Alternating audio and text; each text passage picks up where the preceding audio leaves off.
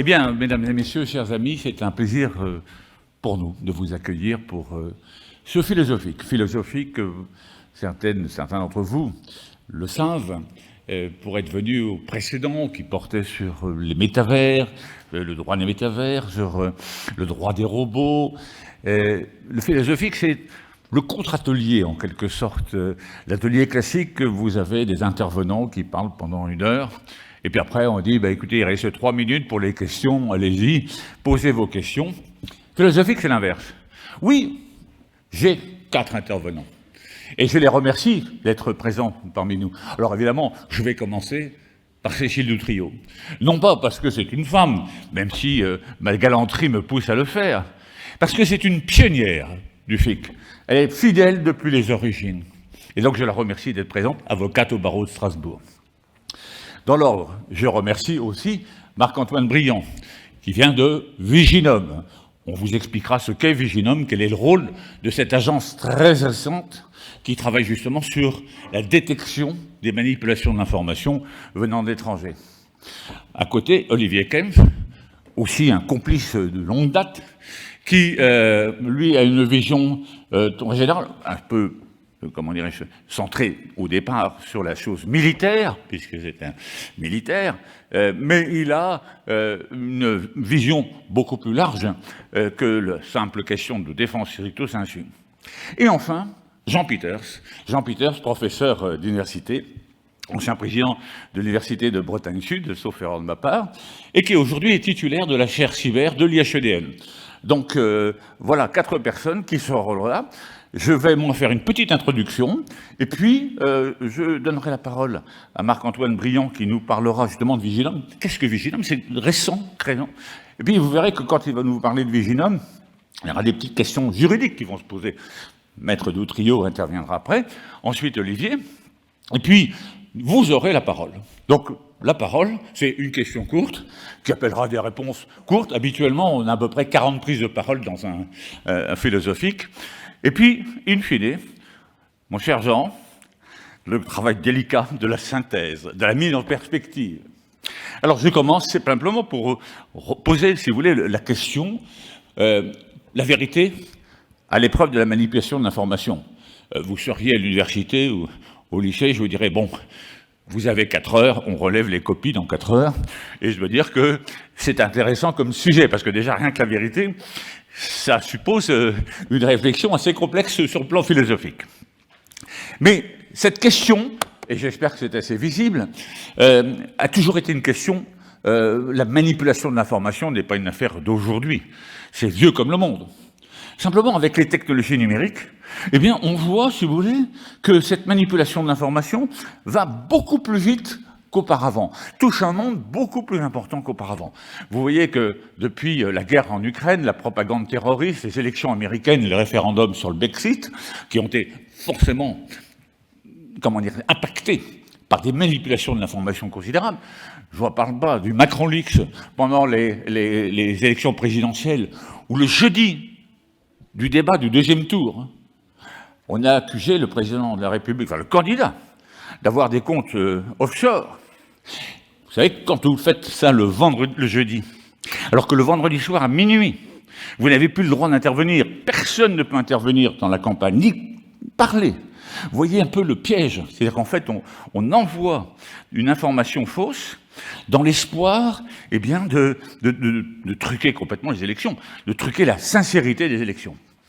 Je ne dis pas ça pour défendre le président ou pas. Non, je constate, c'est une affaire.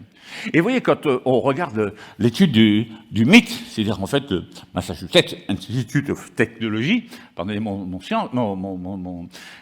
accent, il faut 6 fois plus de temps une information vraie pour atteindre 1500 personnes qu'une information fausse.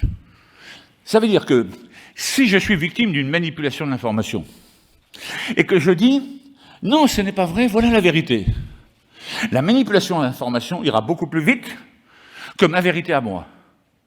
Et comme évidemment ma vérité entraînera une réponse, c'est l'effet stressant, eh bien vous verrez que plus ça va aller, moins mon discours vrai portera.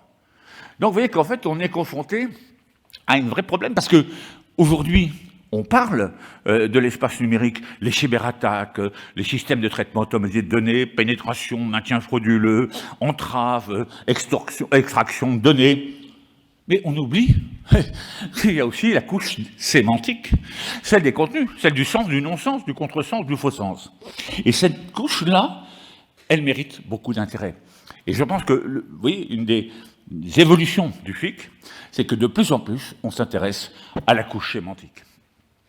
Alors, vous voyez qu'en 2017, eh bien, on voit apparaître pour la première fois, c'est peut-être un peu flou, de la revue stratégique de la nation, eh bien, l'idée que le travail de désinformation démultiplié par Internet peut déboucher sur une forme de subversion douce qui vise à accroître les tensions internes de la société. Bon, je ne vais pas faire de dessin, mais ça, vous comprenez ce que ça veut dire. On est en 2017. En 2018, il y a un travail très important qui est mené par le ministère des Affaires étrangères et l'IRSEM, c'est-à-dire un institut de recherche de l'école militaire, et il se trouve que, avec mon centre de recherche de l'époque, on y participe.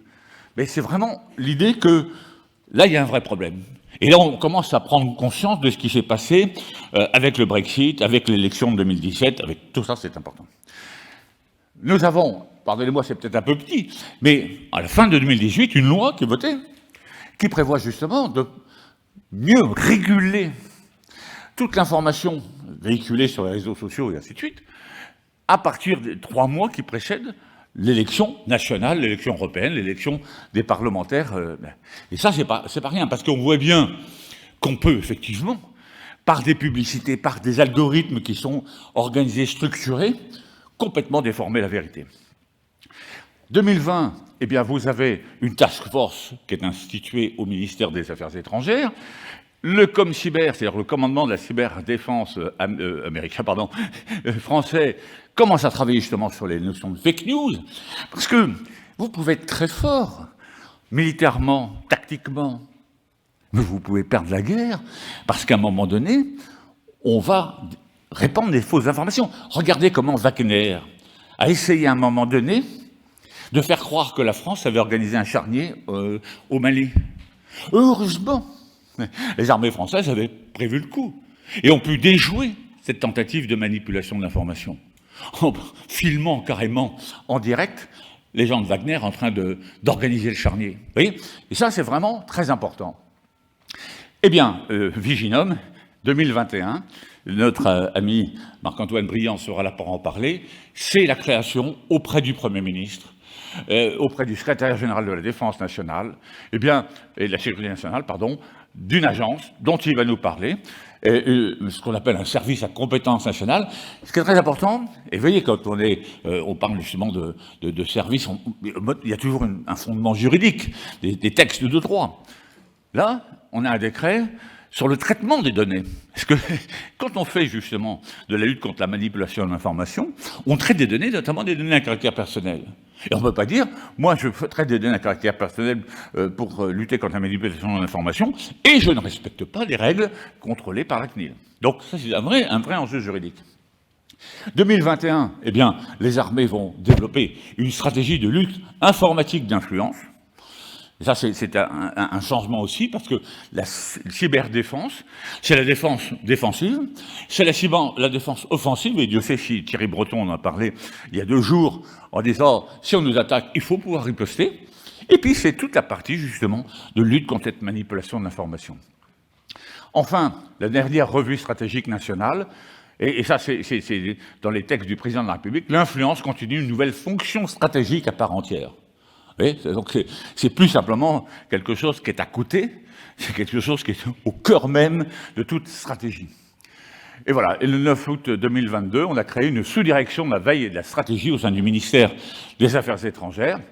Et donc, là encore une fois, par rapport à la menace extérieure, par rapport à la détection des comportements, des événements extérieurs, c'est aussi un armement, en quelque sorte, de l'État avec ce ministère.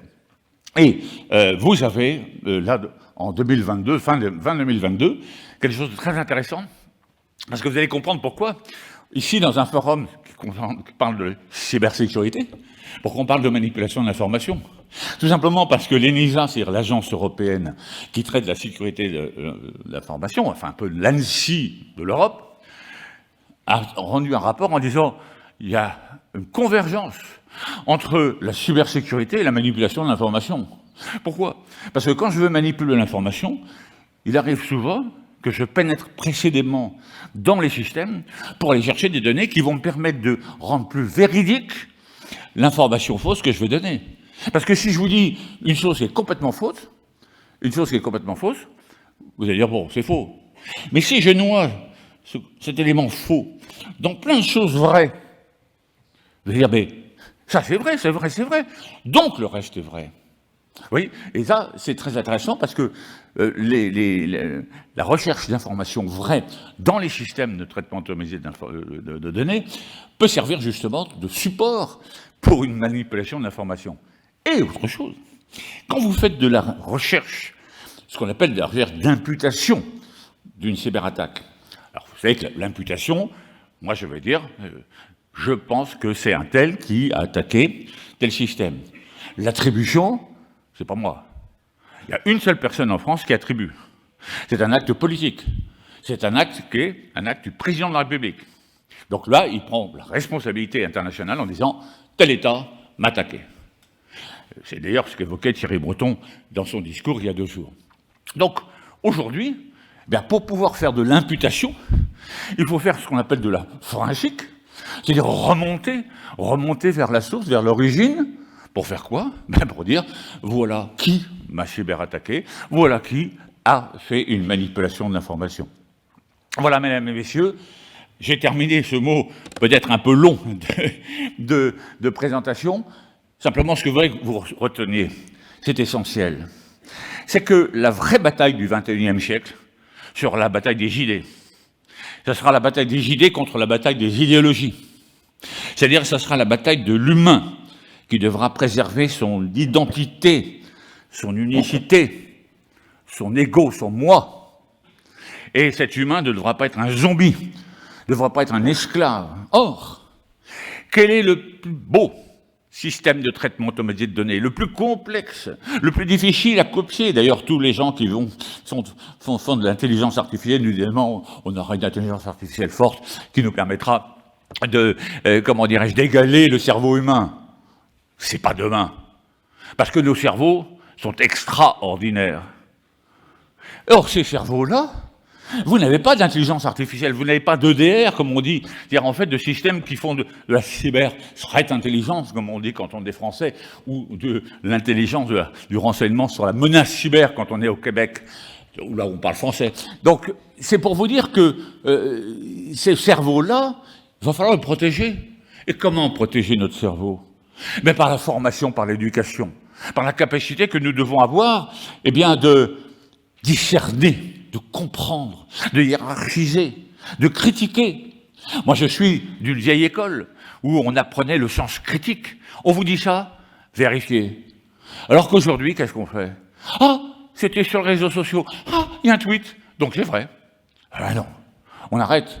Parce que ça, à partir du moment où on n'est pas capable de maîtriser cette information qui nous arrive, alors on cesse d'être un individu, on cesse d'être un citoyen, on est tout simplement un zombie, quelqu'un d'asservi à l'espace numérique, alors qu'on devrait au contraire aller nous servir dans l'espace numérique. Voilà, mes chers amis, cette ouverture en quelque sorte, et après cette ouverture, et les interventions de nos amis, c'est vous qui aurez la parole, c'est vous, c'est pas... Nous, on vous écoute. C'est à vous de dire quelque chose. Alors évidemment, on va essayer, après, avec nos 4, en tout cas nos 3 plus Jean Peters, de replacer les questions dans leur contexte. Mais c'est vous. Si vous ne dites rien, on se quittera en bonne intelligence. Mais si vous parlez, philosophique 2023, ce sera le vôtre. Voilà, mes chers amis. Et puis, ma foi... j'attends la fin pour passer la parole à Jean Peters, mais c'est vous maintenant qui avez la parole après nos 3 interventions. Marc-Antoine Briand, à vous pour nous parler de Viginum, de cette agence nouvelle et qui est peut-être mal connue par nos amis. Alors, je vais revenir peut-être tout simplement en arrière sur la slide que j'avais constituée, comme ça. Ah pardon, et voilà. C'est peut-être écrit un peu petit pour ceux qui sont au fond. En tout cas, vous avez le logo, et vous le direz vous-même, il y a eu le premier rapport annuel de Viginum qui se trouve sur Internet. À vous la parole. Merci beaucoup, mon général. Vous avez raison. Alors, bonjour à toutes et tous, et c'est un plaisir pour moi d'être ici aujourd'hui auprès de vous pour pouvoir vous parler de Viginum, de ce que l'on fait, de la réalité de la menace. Alors, je vais essayer de ne pas vous paraphraser au début. Vous avez fait votre introduction qui est extrêmement claire, mais j'aimerais juste pouvoir vous expliquer d'où vient le besoin de se doter d'un service à compétence nationale pour traiter de ce sujet. Et en fait, ce besoin, d'où ça vient d'une prise de conscience et d'un électrochoc. Alors, la prise de conscience, c'est plusieurs facteurs que vous avez tous en tête, mais qui sont quand même bons de rappeler. Le premier facteur, c'est la numérisation croissante de la société et le développement de nouveaux usages. Alors vous allez me dire, quel lieu commun? C'est vrai. Sauf que, du fait de cette numérisation, les réseaux et médias sociaux sont devenus, si ce n'est là, mais au moins une fabrique de l'opinion, très importante pour certaines catégories de citoyens. Le deuxième facteur de ce fait, c'est que le lieu du débat public numérique qui se tient sur cette plateforme, c'est un lieu, un champ, qui n'est pas ou peu régulé. Pourquoi? Parce que ce terrain du débat, il est sur des plateformes en ligne qui aujourd'hui ne sont pas sous le droit européen. Pour le moment, ça viendra peut-être. Mais toujours est-il que ce lieu du débat aujourd'hui, il n'est pas ou peu régulé.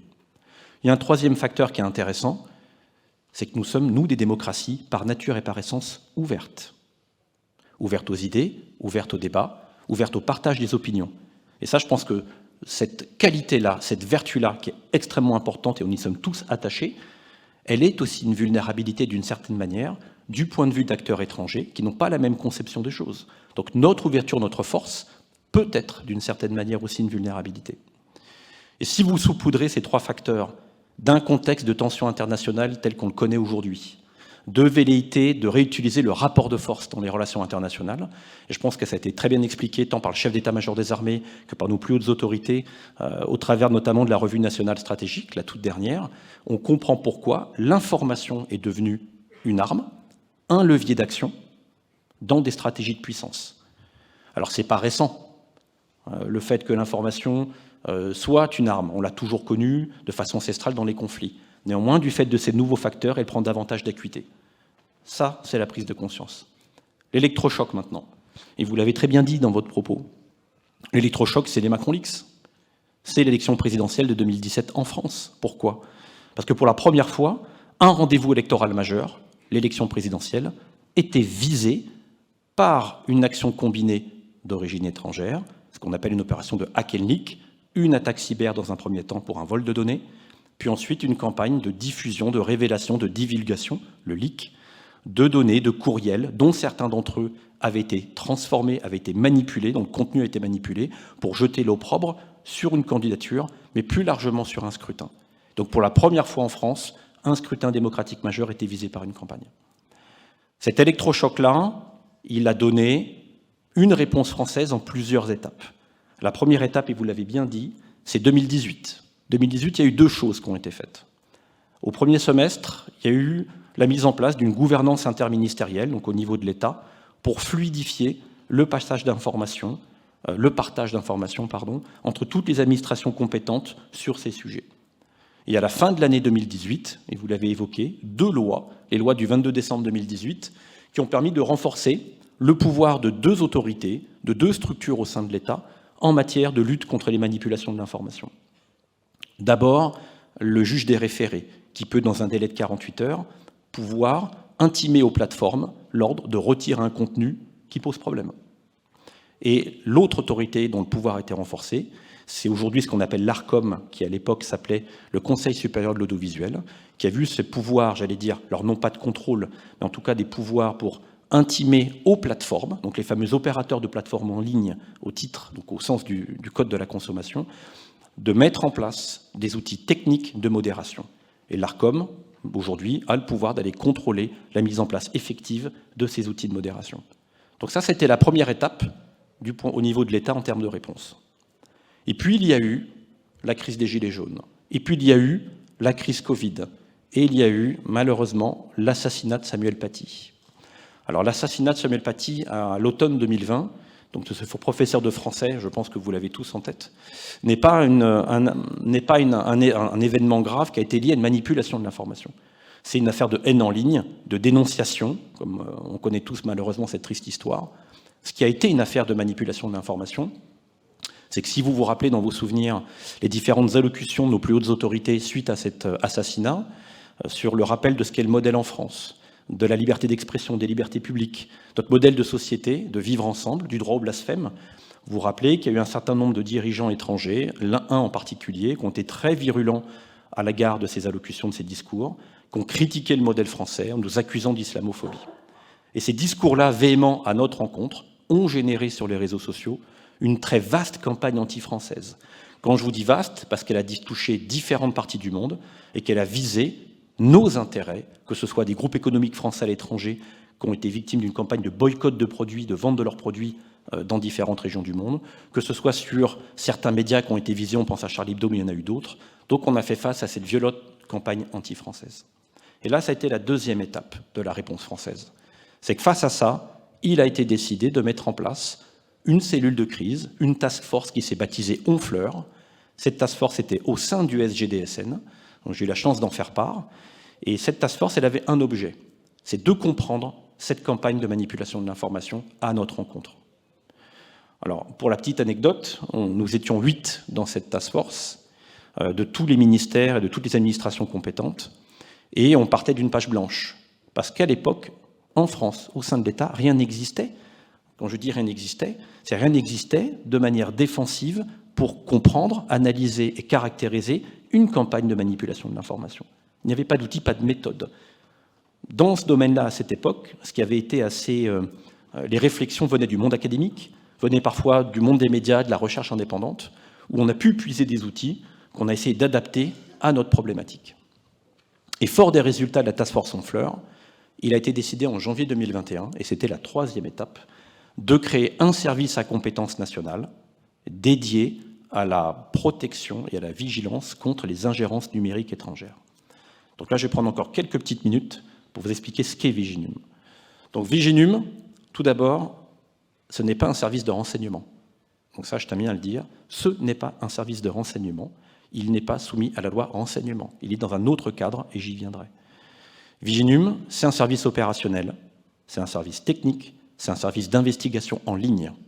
Voilà ce qu'est Viginum. Et nous travaillons uniquement sur des sources ouvertes. Sur quel champ on travaille maintenant? Sur quel périmètre? Alors, dans le magma de la manipulation de l'information, il y a plein de choses. On a la mésinformation, la désinformation, on a la propagande, on peut avoir la communication stratégique adverse, on a des actions d'ingérence, des actions d'influence. Nous, on a voulu travailler sur un segment particulier de la manipulation de l'information, qui est ce qu'on appelle les opérations un peu plus sophistiquées, qu'on appelle les opérations d'ingérence numérique étrangère. Et ces opérations d'ingérence numérique étrangère, qui sont la part, entre guillemets, un peu technique, un peu sophistiquée des manipulations de l'information. Donc nous traitons des manipulations de l'information, mais nous recherchons dans notre mission opérationnelle ces ingérences numériques étrangères. C'est quoi? C'est quelque chose qui vient d'un acteur étranger, qu'il soit étatique ou non étatique, peu importe. Aujourd'hui, dans certains débats publics, numériques, des mouvances non étatiques étrangères sont extrêmement influentes. Les QAnon, par exemple, mais il y en a d'autres. Les mouvements anti-vax, certains mouvements conspirationnistes. Donc, une origine, une implication d'un acteur étranger, étatique ou non étatique. Et cet acteur étranger qui s'implique dans notre débat, il vise à quoi? Il vise tout d'abord à diffuser de manière automatisée ou artificielle, massive et délibérée. Donc, vous voyez, là, il y a un critère de comportement sur les réseaux sociaux, des faits et des allégations, des imputations de faits, manifestement inexactes ou trompeuses. Donc là, on a un contenu. Et j'y viendrai après, puisque le rôle de Viginum en tant que service technique n'est pas un service qui va dire c'est vrai, c'est faux dans le débat. Ce n'est pas notre sujet. Notre sujet à nous, c'est de démontrer par la technique que ce qui est présenté aux gens l'est par des personnes qui ne sont pas ce qu'ils prétendent être. Et la visibilité accrue d'un contenu, il est fait de manière artificielle, de manière automatisée, de manière biaisée. C'est ça notre segment. Donc une implication d'acteurs étrangers, un comportement, un type de contenu, et surtout une finalité, l'atteinte aux intérêts fondamentaux de la nation, au sens du Code de sécurité intérieure. Donc c'est ça notre périmètre d'action.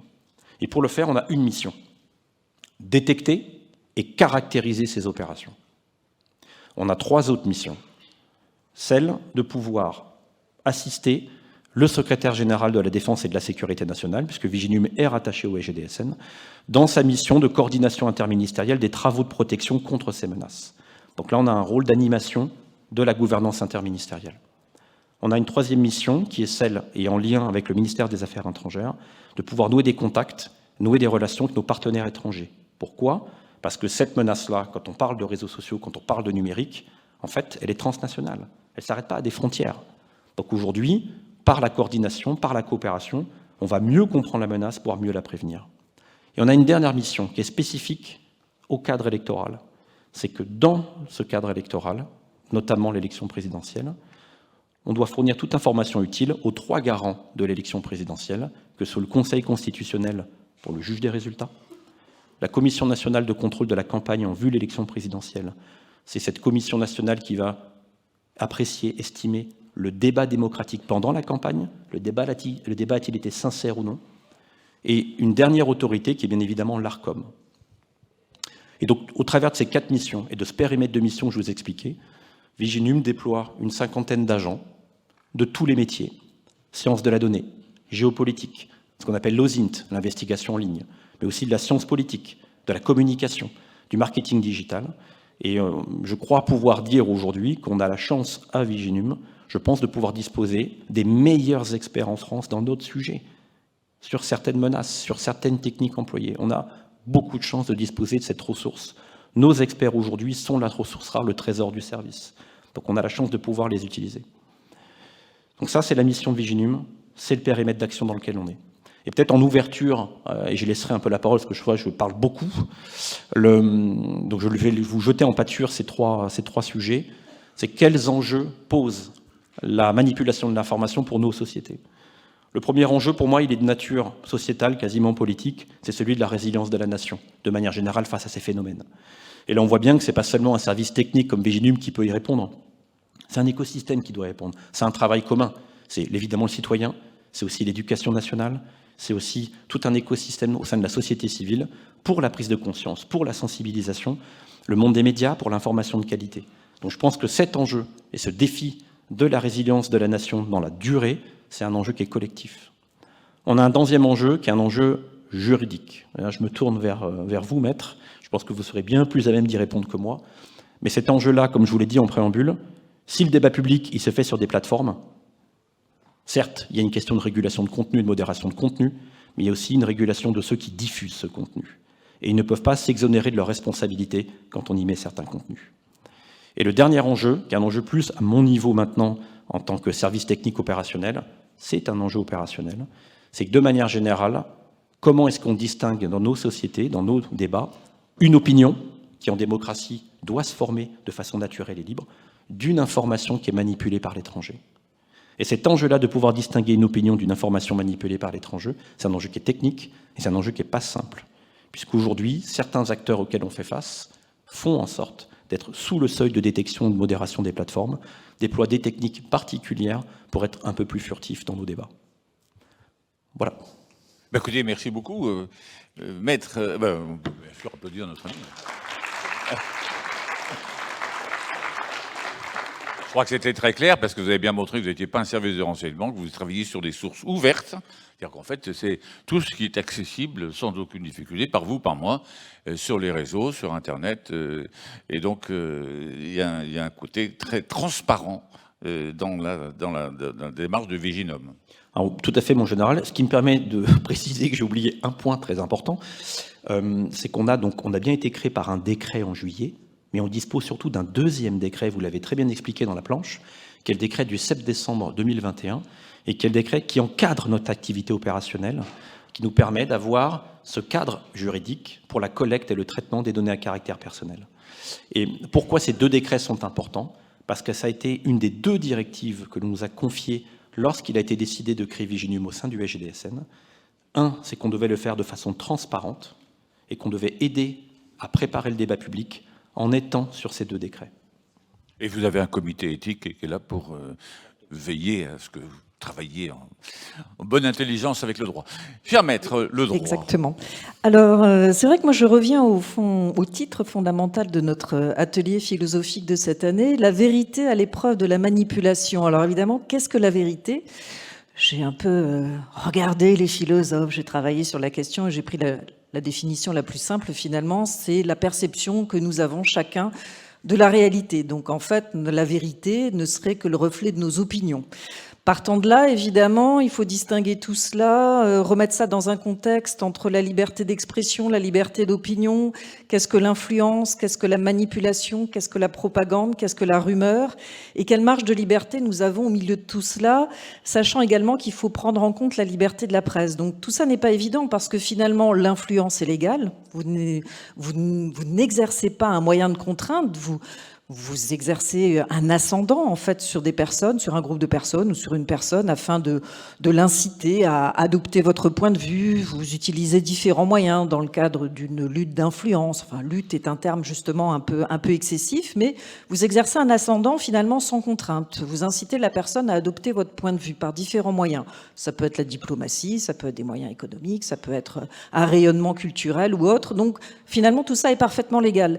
Là où ça devient plus compliqué, effectivement, c'est quand il y a cette notion de manipulation. Là, évidemment, c'est extrêmement différent, c'est-à-dire que vous allez utiliser des moyens dans le but de dominer l'autre et surtout de provoquer chez lui des émotions, parce que c'est avant tout par les émotions qu'on manipule des foules, pour l'inciter à effectuer certaines actions. Et là, effectivement, ça devient beaucoup plus problématique.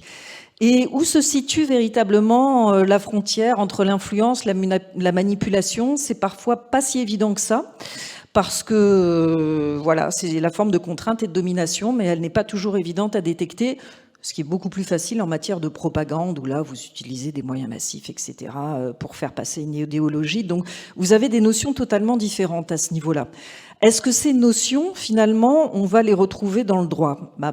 Pas complètement, parce que nous, dans les textes de droit, on va faire appel à d'autres notions. On va parler effectivement de fausses nouvelles. Alors cette loi, effectivement, sur les infox, et notamment en période électorale, a été extrêmement discutée, notamment pour savoir jusqu'où s'arrêtait la liberté d'expression et d'opinion, et notamment au niveau de la liberté de la presse, et ce qui a provoqué d'énormes débats, parce qu'avant, il y avait une volonté de créer une loi qui allait beaucoup plus largement pour réprimer les fausses informations, les fameuses infox, et finalement, on l'a limité au cadre électoral, parce qu'effectivement, ça nous apparaissait, par rapport à la défense des intérêts de la France, beaucoup plus important que la diffusion de fausses nouvelles qui n'étaient pas forcément graves au niveau des intérêts de l'État et de la sécurité intérieure. Donc on a finalement circonscrit aux élections électorales la possibilité d'agir en fait contre ces fausses nouvelles.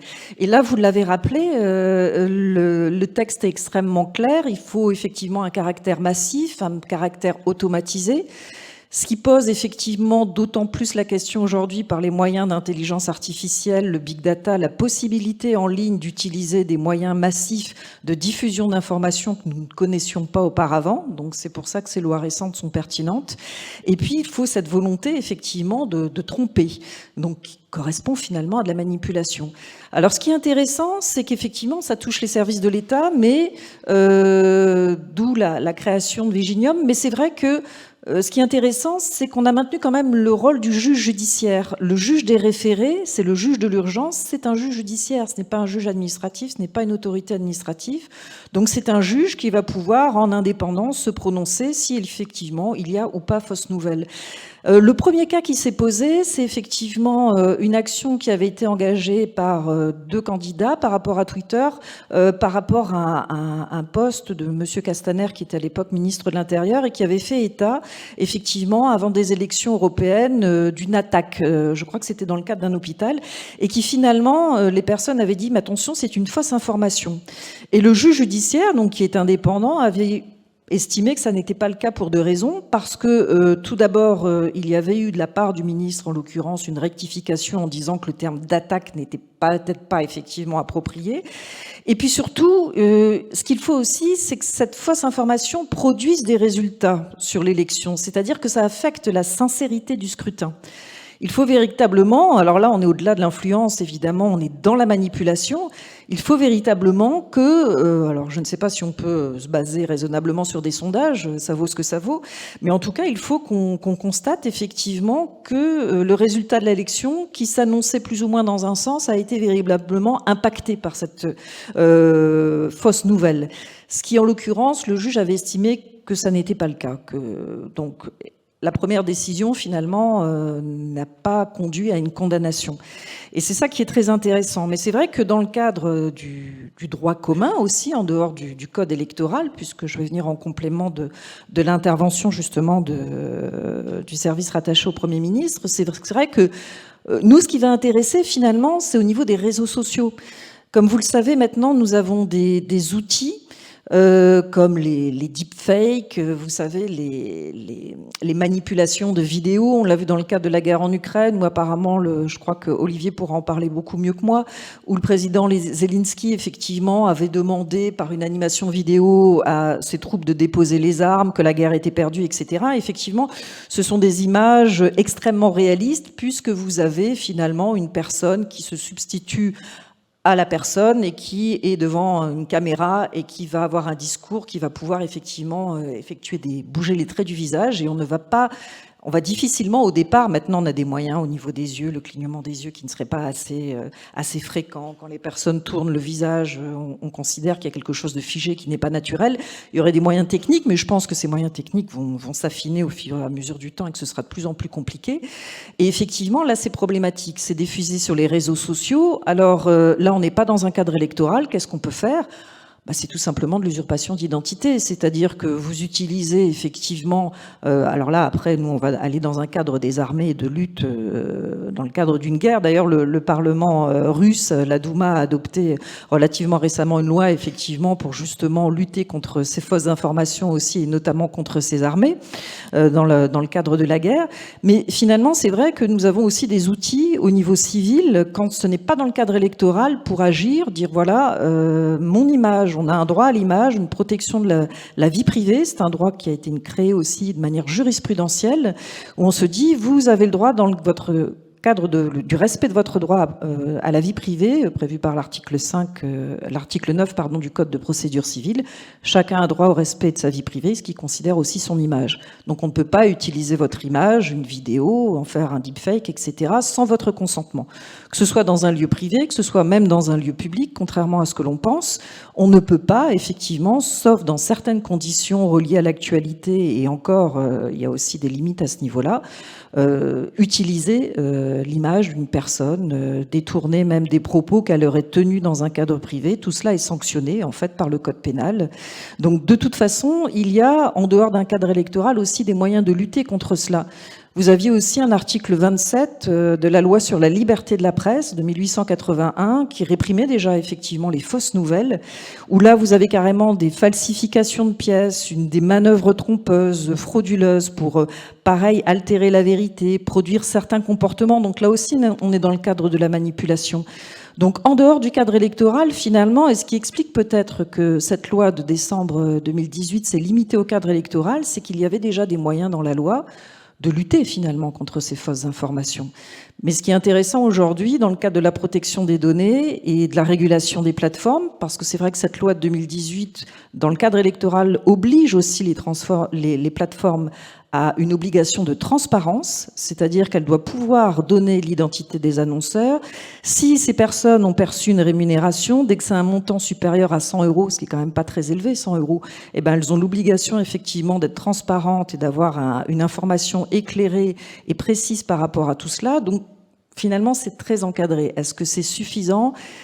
Ce qui est intéressant, c'est que la réactivité du juge judiciaire est quand même importante. On a parlé d'un délai de 48 heures. Alors c'est vrai que l'information sur Internet va très vite. 48 heures, c'est 2 jours. Il peut se passer énormément de choses. Vous pouvez avoir un soulèvement ou des manifestations qui s'organisent spontanément. C'est assez le cas actuellement.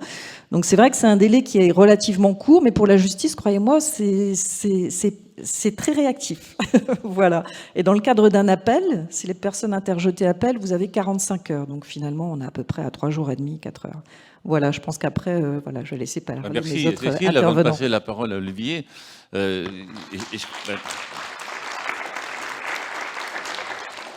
Je crois qu'il faut faire aussi attention à la sémantique, l'influence, la manipulation, la propagande. L'influence, par exemple, je peux vous influencer en vous disant, vous voyez, nous, on est tous en train de boire la même eau parce que c'est la meilleure. C'est une eau qui est extraordinaire, qui est d'une pureté, puis il y a mon life, la vie, enfin, c'est génial. Buvez cette eau, c'est vraiment la meilleure. Je vais vous cacher peut-être tous ces travers, mais il n'y en a pas, hein, je vous rassure. Mais là, je veux faire de l'influence. Hein. C'est un peu de la pub, mais peut-être un peu plus approfondie. La manipulation, on va changer des choses, on va les détourner. Puis la propagande, c'est utiliser des choses vraies, hein, en essayant de se magnifier et en essayant de, comment dirais-je, d'attaquer l'autre, par exemple la propagande terroriste. Mais vous voyez que c'est parfois très compliqué. Je vais prendre l'exemple de la propagande. Les photos, malheureusement prises, des cadavres dans le Bataclan. Prenez la photo, vous la publiez sur Twitter, ou tout ce que vous voulez. Et là, vous mettez une bonne affaire, et on va continuer, on va le faire partout. Faisons-le partout. Ça, c'est de la propagande. La deuxième image, la même, avec en dessous, ils n'auront pas, on ne va pas se résigner, on se battra pour notre liberté. C'est la même photo. Simplement, c'est pas la propagande. Vous voyez, c'est pas de la. Et là, on va dire, bon ben, il y a le contexte, il y a le texte et le prétexte. Vous voyez. En revanche, quelqu'un qui va mettre, vous voyez, la même photo avec rien du tout. Enfin voilà. Donc la même photo peut avoir plusieurs interprétations selon la manière avec laquelle on va l'accompagner. Vous voyez. Et ça, c'est quand même très important. Mon cher ami Olivier, je me souviens d'un travail important, et ça c'était un tout début de la réflexion justement sur la couche sémantique. Je me souviens d'un travail que vous avez mené avec Olivier Masucci, puis notre regretté Jean-Bernard Huyghe, sur justement cette importance de la couche sémantique. Alors c'était quand même il y a plusieurs années, c'est comme ça qu'on reconnaît les visionnaires. Comment voyez-vous cette question de manipulation de l'information ? Alors merci Marc de nous inviter, de me donner la parole, merci de nous écouter, vous êtes nombreux, bravo. C'est rigolo parce qu'effectivement ça fait 15 ans que je travaille sur ces questions de cyber et on avait inventé un modèle en 3 couches. Les informaticiens nous disent que c'est beaucoup plus compliqué que ça, mais pour nous qui sommes à peu près normaux, 3 couches, une couche physique, une couche logique, logicielle, et puis ce qu'on appelait la couche sémantique ou informationnelle. Et donc au début, tout le monde travaillait sur principalement la couche logicielle, et puis voilà, assez tôt, je me dis, qu'est-ce qui se passe sur les autres couches, et notamment sur la couche sémantique. C'était en 2012, l'étude est parue en 2013, le bouquin en 2014, et puis 2 ans après, il y a eu les fake news, etc. Donc, vous étiez un de nos supporters, mon général, merci. On était, un peu... Tout ça pour dire quoi ? Pour dire, on est au FIC, Forum de la cybersécurité, et on parle de guerre de l'information. Et finalement, et vous venez de l'évoquer, tous finalement, on a une question de limite, on a une question de définition, on a une question de périmètre. En quoi c'est du cyber et en quoi ça n'est pas du cyber ? Alors, c'est du cyber parce que la couche sémantique, c'est quoi ? C'est celle de la donnée, mais aussi de la donnée valorisée, qui devient de l'information. Vous avez tous peut-être entendu parler du big data, mais je veux dire le fonctionnement de Google ou de Facebook, pourquoi est-ce qu'ils s'enrichissent ? C'est parce qu'ils ont tellement de données qu'ils réussissent à faire du traitement massif de données et donc à le monétiser. Donc la donnée fait partie du cyberespace. Et chez Facebook, etc., est finalement pas très qualifiée. Et la dimension supplémentaire, c'est celle de l'information. Et là, on arrive à finalement cette manipulation de l'information, cette guerre d'information, mais qui finalement a toujours existé, qui a préexisté au cyber. Je suis heureux que tu rappelles la loi de 1881 pour dire que ces falsifications de l'information, elles ont toujours existé. La propagande a toujours existé. Et nous, militaires, 14-18, la censure, c'était déjà de la propagande. Donc, où est la limite ? Eh bien, elle est finalement dans cette instrumentalisation technique. Voilà. Alors, c'est pas parce que l'informatique est maintenant partout dans notre vie que, puisqu'elle est partout dans notre vie, c'est forcément du cyber. Et donc, j'ai tendance à dire, tout le monde accuse les réseaux sociaux, vous avez parlé de réseaux sociaux. Moi, je dis que l'information, la massification de l'information aujourd'hui n'est pas due qu'aux réseaux sociaux. Regardez les chaînes d'information en continu. Il y en a 10 en France et elles n'arrêtent pas de faire du robinet. Je veux dire, ça n'arrête pas. Et même les médias traditionnels, radio et papier, font maintenant des web télé. Donc, on s'aperçoit qu'on a une massification de l'information qui n'est pas seulement due aux réseaux sociaux et qu'il faut aussi observer. Et c'est d'ailleurs, vous l'avez évoqué d'ailleurs avec l'ARCOM. Donc, première chose, où est la limite? Eh bien, elle est dans le traitement ou peut-être la falsification technique de la donnée et de l'information. C'est peut-être ça le critère qui va nous faire passer de la couche sémantique, stricto sensu, à finalement de la guerre de l'information au sens traditionnel. Première limite. Fake news. J'ai envie de dire, c'est un peu comme la propagande. C'est toujours l'autre qui fait de la fake news, c'est jamais nous. D'accord. Votre exemple était assez... Ça m'a fait rire. C'est toujours le méchant en face qui fait la propagande, parce que nous, on est juste. Vous savez, c'est le mot de Débord, l'ennemi est tellement bête qu'il ne sait pas que c'est lui l'ennemi. C'est toujours l'autre qui est mal. D'accord.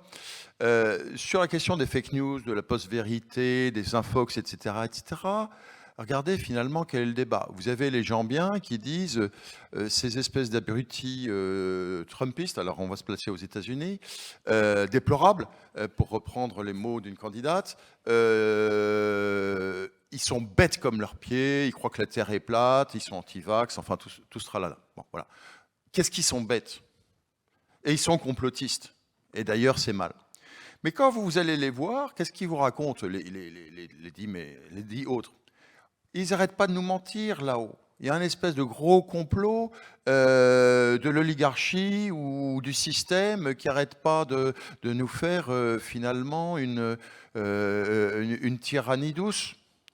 Et donc, on est toujours le mauvais de l'autre, et l'autre est toujours en train de nous faire une fausse vérité. Donc je pense que, puisqu'on parle de philosophie, il faut savoir peut-être prendre de la distance et ne pas croire que soi-même on a forcément le bien. Il faut, derrière la prétendue bêtise de l'autre, se poser la question pourquoi est-ce qu'il le dit, quelles sont ses attentes, et puis quelle est la part de vérité. Parce que si la philosophie nous apprend quelque chose, c'est que c'est un peu comme la sécurité. Il n'y a jamais de vérité à 100%, ni de sécurité à 100%. Et donc, il y a toujours une part de vérité dans ce que disent les gens. Alors, on arrive finalement à ce que vous dites sur influence, manipulation, propagande. Le deuxième temps de ma démonstration, j'en ai 3, j'espère que tu prends des notes.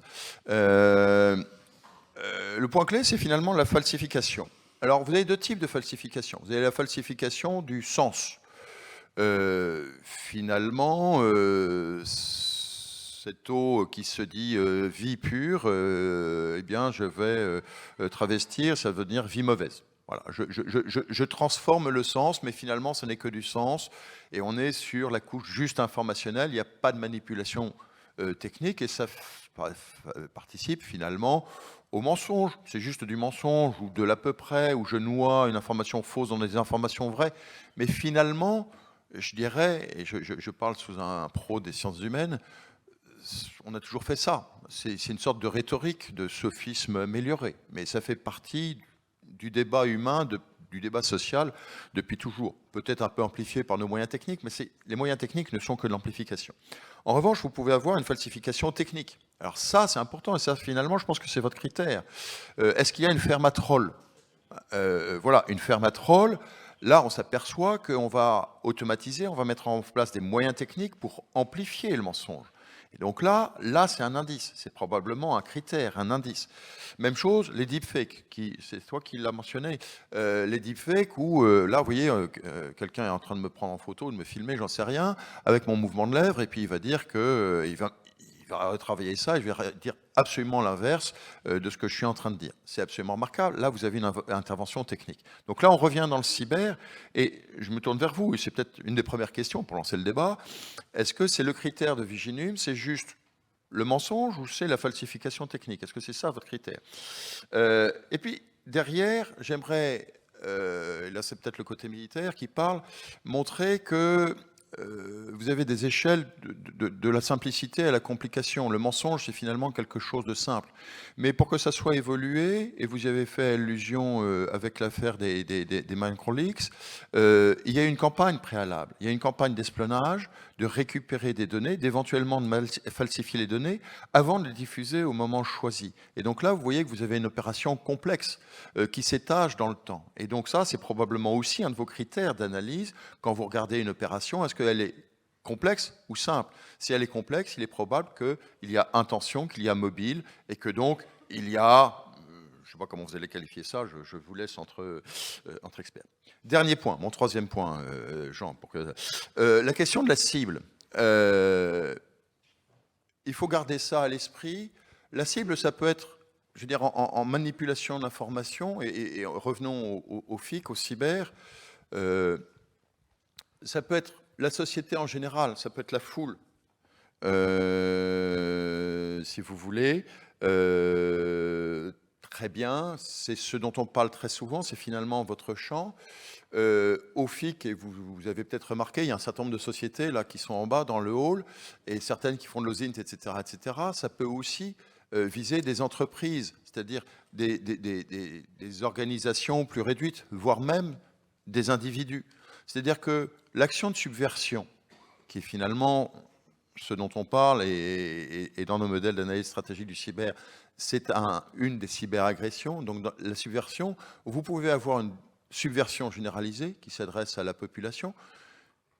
Est-ce que ça appartient à la propagande? Est-ce que ça appartient à la stratégie d'information? Peu importe, mais telle est la cible. Mais regardez, la cible, elle peut être beaucoup plus réduite.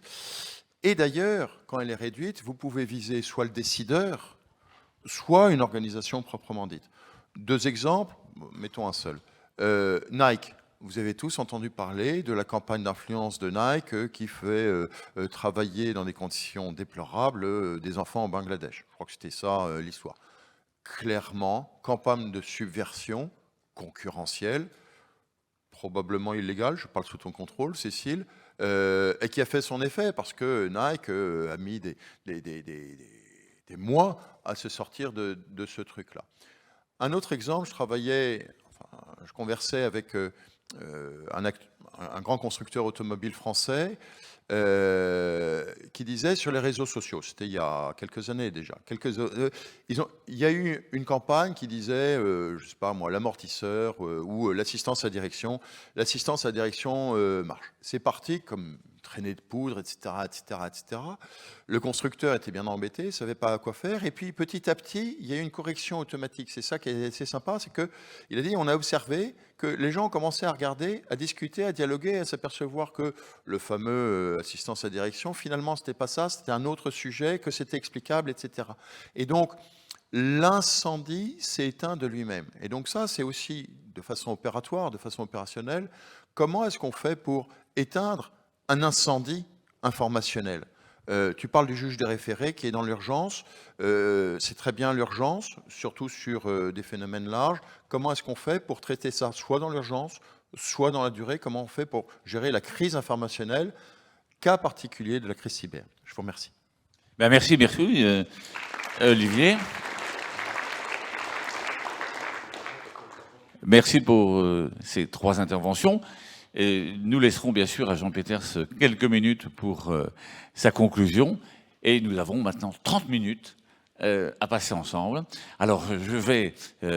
si on peut mettre un peu plus de lumière dans la salle pour que on se voit davantage, parce que là pour le moment, on est en pleine lumière et vous êtes dans l'ombre. Et donc si quelqu'un veut prendre la parole... Ah ben voilà, je vois une première main qui se lève. Voilà, pardon. Merci Général. Merci à tous pour cette présentation très organisée. Brigitte Lherbier, je suis sénatrice du Nord et très intéressée par tout ce qui est attaque personnelle qu'on pourrait glisser sur les réseaux sociaux. Les élus sont très ciblés en ce moment, hein, et c'est très intéressant de savoir que vous êtes là pour protéger un peu la vie privée et aussi l'intégrité des uns et des autres. Moi, je voudrais revenir, si vous me permettez, J'ai noté le Viginium servait à coordonner tout ce qui était attaque potentielle contre les menaces que la France pouvait avoir dans le cadre des manipulations.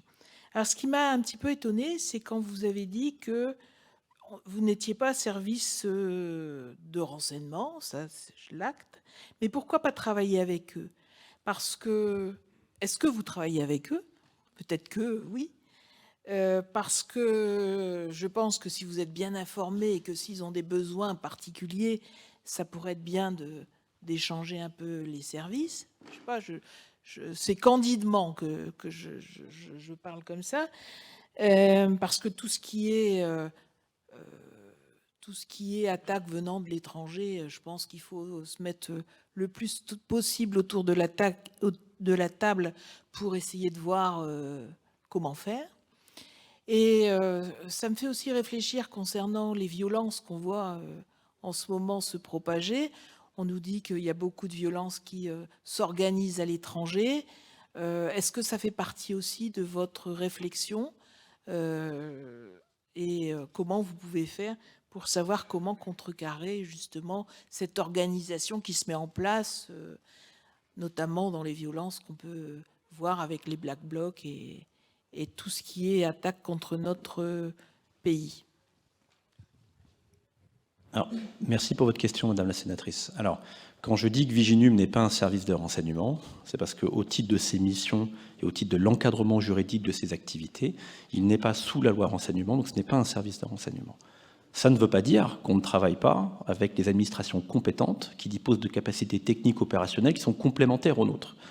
Donc, pour répondre à votre question, nous travaillons dans un cadre d'une gouvernance interministérielle qui fait qu'on interagit avec la plupart des services qui sont originaires des grands ministères régaliens.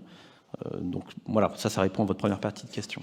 Sur votre deuxième question, alors, pourquoi est-ce que Viginum a été créé, a été rattaché auprès du SGDSN? C'est parce que ce sujet de la manipulation de l'information aujourd'hui, ça touche à des intérêts fondamentaux et ça touche aussi à des intérêts de sécurité nationale. Lorsque ces intérêts de sécurité nationale, et là, vous avez posé la question tout à l'heure, M. Kempf, sur l'objet, la finalité des attaques, donc on ne s'occupe pas que de la foule, bien évidemment, parce que dans les intérêts fondamentaux de la nation, vous avez la forme démocratique de notre fonctionnement, vous avez des sujets économiques, des sujets de culture, vous avez la forme de nos institutions, vous avez la politique étrangère de la France. Donc il y a énormément de choses sur lesquelles, donc tous ces intérêts fondamentaux de la nation, sur lesquels nous essayons en fait d'analyser des campagnes qui viseraient à les atteindre, ces intérêts. Maintenant, notre champ, comme nous sommes dans le champ de la sécurité nationale et qu'on travaille sur des acteurs étrangers qui s'impliquent dans nos débats via les moyens que j'ai expliqués, il y a évidemment des choses que l'on ne fait pas. Donc par exemple, tout ce qui serait des attaques ad nominem sur certains élus, nous sommes plutôt du ressort du ministère de l'Intérieur et il y a déjà des dispositifs qui existent en termes de dépôt de plainte et ça, pour le coup, je sais que et la justice et l'Intérieur mettent beaucoup d'énergie, puisqu'on en parle ensemble, pour traiter ces phénomènes-là et les résoudre. Mais ça, c'est pas le champ de Viginum, où nous, on est vraiment dans un champ de sécurité nationale. Et enfin, sur ce qui pourrait s'organiser de l'étranger et venir en France, quand c'est dans le périmètre de mission de Viginum et que ça touche aux enjeux de sécurité nationale et des intérêts fondamentaux de la nation, évidemment, avec nos partenaires interministériels, on peut travailler dessus. Maintenant, quand c'est dans le cadre, par exemple, d'un trouble à l'ordre public et qui va se manifester sur notre sol national dans le cadre d'une manifestation, bon, ben là, on essaye, nous, de faire le tri dans ce qui vient vraiment de l'étranger, qu'un acteur qui s'implique dans notre débat et qui vise à l'animer, à l'attiser, à le rendre clivant. Et là, ça peut être notre champ de compétences, ou alors c'est plutôt du champ de compétences du ministère de l'Intérieur. Voilà. Madame. Laurence Tomaso, Air Liquide. Merci pour cette présentation. Une autre question sur Viginum. Pourquoi vous parlez que de menaces venant de l'étranger, sachant qu'il y a des menaces qui peuvent venir de la France? Vous avez cité les gilets jaunes, anti-vax. Je pense qu'il y avait des potentiels troubles faits sur notre sol. Pourquoi que open source? Parce que je pense que, surtout en matière de véracité d'information, il y a des choses qu'on va confirmer sur des sources pas open. Et avez-vous, donc vous parlez beaucoup d'analyse de la menace, mais le champ d'action, est-ce que vous avez la capacité d'amener les mesures correctives, de suspendre, d'interdire un site ou de faire interdire un site quand vous identifiez qu'il est perturbateur et qu'il est potentiellement déstabilisant pour la nation? Alors là, vous avez plein de questions, évidemment toutes délicates, plus délicates les unes que les autres, je vous remercie. Donc, peut-être que vous m'aiderez un peu à me rappeler de certaines de vos questions. Alors, pourquoi est-ce qu'on dans notre définition, on travaille sur une menace, donc des acteurs étrangers, étatiques ou non étatiques, qui s'impliquent dans notre débat. Donc ça ne veut pas dire qu'on regarde que ce qui est d'originaire de l'étranger. Vous pouvez très bien avoir une thématique, un sujet clivant, une campagne ou une manœuvre informationnelle qui va naître sur le sol national, qui a peu de visibilité, par exemple, dans nos débats ou sur une plateforme, mais un acteur étranger va s'y impliquer, va essayer de la faire gagner en visibilité, notamment au travers de techniques déloyales, comme des bots, comme des trolls, comme des deepfakes. Donc on peut regarder ce qui pourrait se produire dans les audiences francophones, c'est ça le terme qu'on emploie, mais qui verrait l'implication d'un acteur étranger. Tout ce qui ne verrait pas l'implication d'un acteur étranger, étatique ou non étatique, on considère aujourd'hui que ça ne va pas forcément toucher des intérêts fondamentaux de la nation ou les intérêts de sécurité nationale comme nous on l'interprète. En revanche, on travaille avec d'autres partenaires, notamment le ministère de l'Intérieur, et ça pourrait être de son domaine de compétence. Donc c'est pas parce que Viginum ne va pas s'y intéresser au titre de notre décret, de notre mission, que quand on voit un véritable phénomène, d'autres acteurs ne sont pas compétents. Donc ça, je pense que c'est ça qui est important. Et c'est un peu ce que je vous expliquais en un de mes points de conclusion, c'est que le véritable enjeu de notre phénomène, mais c'est aussi vrai dans le cyber et sur d'autres sujets, c'est la coordination interministérielle. Et plus largement, c'est dans l'émergence d'un écosystème public-privé qui va traiter, qui va essayer de sensibiliser à ces phénomènes-là. C'est pas que l'État peut faire quelque chose, mais l'État ne peut pas tout faire. Donc il doit aussi travailler de concert avec tout un tas d'acteurs de la société civile, ne serait-ce que pour la prise de conscience. Donc voilà, c'est une partie de la réponse. Et vous aviez peut-être une autre question. C'était sur l'open source. Open source. Alors tout simplement, pourquoi est-ce qu'on travaille, nous, j'allais dire, sans dépôt technique de renseignement? On a un décret qui est là-dessus. Et parce que tout simplement, en termes aujourd'hui de renseignement source ouverte, d'OSINT, d'investigation en ligne, en fait, vous pouvez aujourd'hui arriver à détecter et caractériser beaucoup de choses. Et c'est ça le cœur du métier de Viginum, c'est bien la détection et la caractérisation. Le décret le dit, mais concrètement, on va analyser les dynamiques de propagation de contenu, donc ce qu'on appelle le comportement. On ne va pas forcément s'intéresser au contenu en tant que tel. Et c'est, je pense que là, l'une des valeurs ajoutées de Viginum, c'est qu'on peut tous avoir un avis sur un contenu. C'est vrai, c'est faux, on peut tous avoir un avis.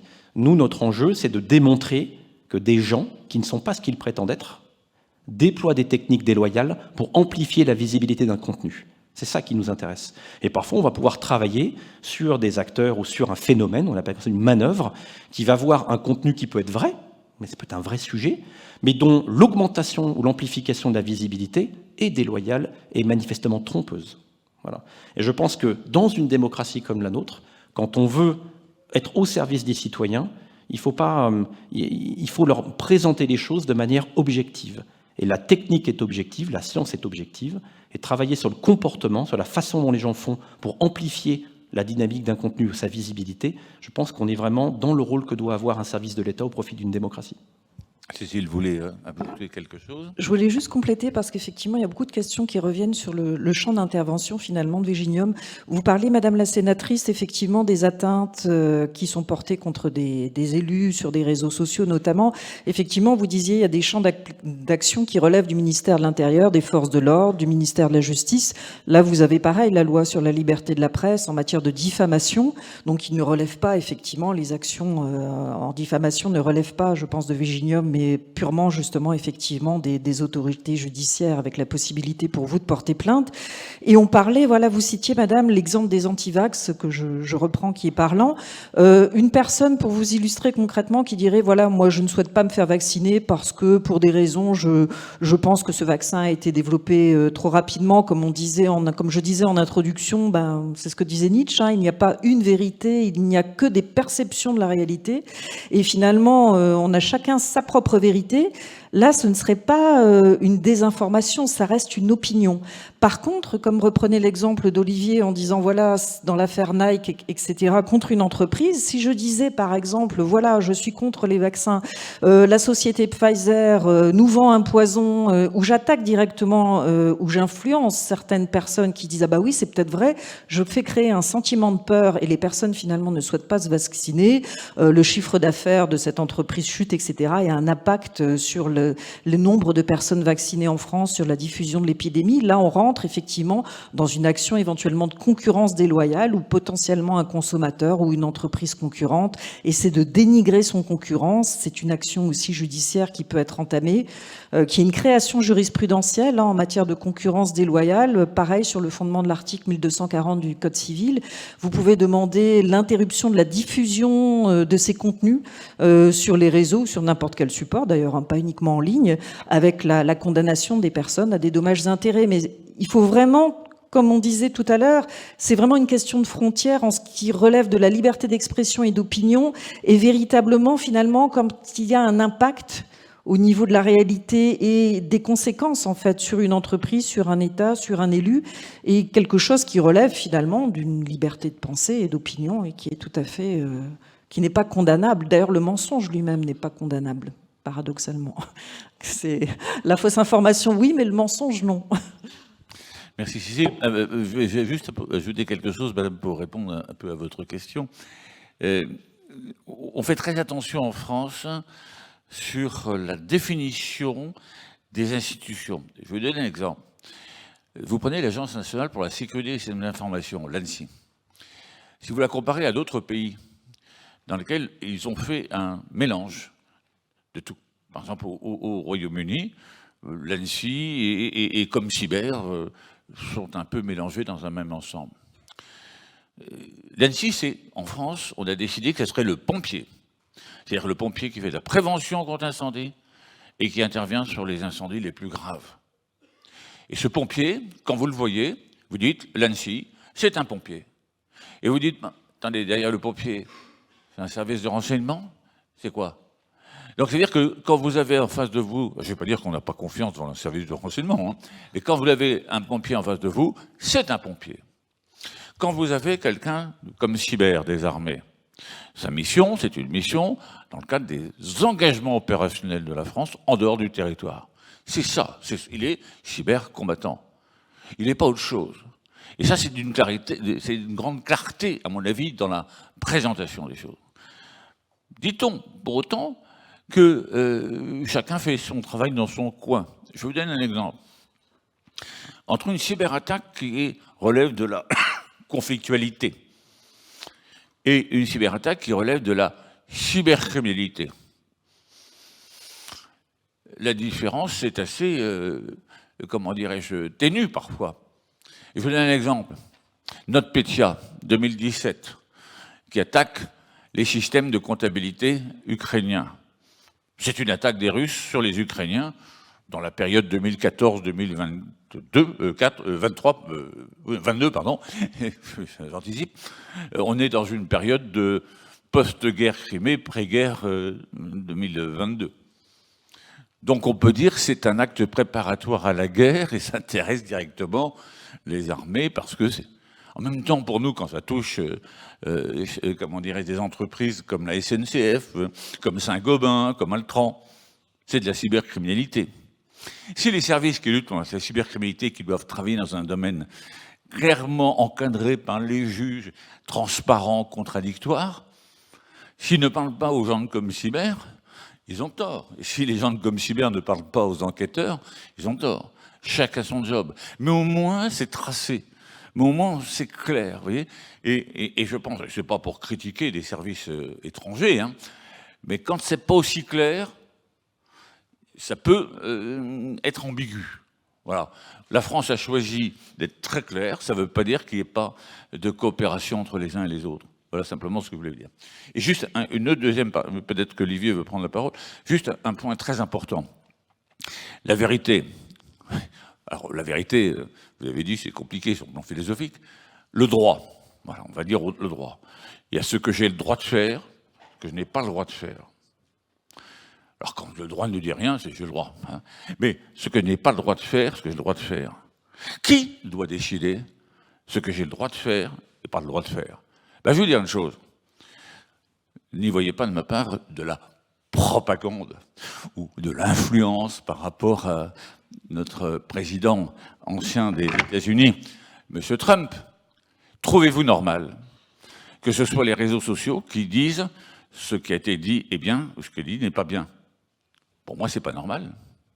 Pour moi, c'est le juge, un juge indépendant, un juge judiciaire, qui est là pour dire ce qui est dit par M. Trump sur son Twitter, sur son Facebook, c'est hors la loi.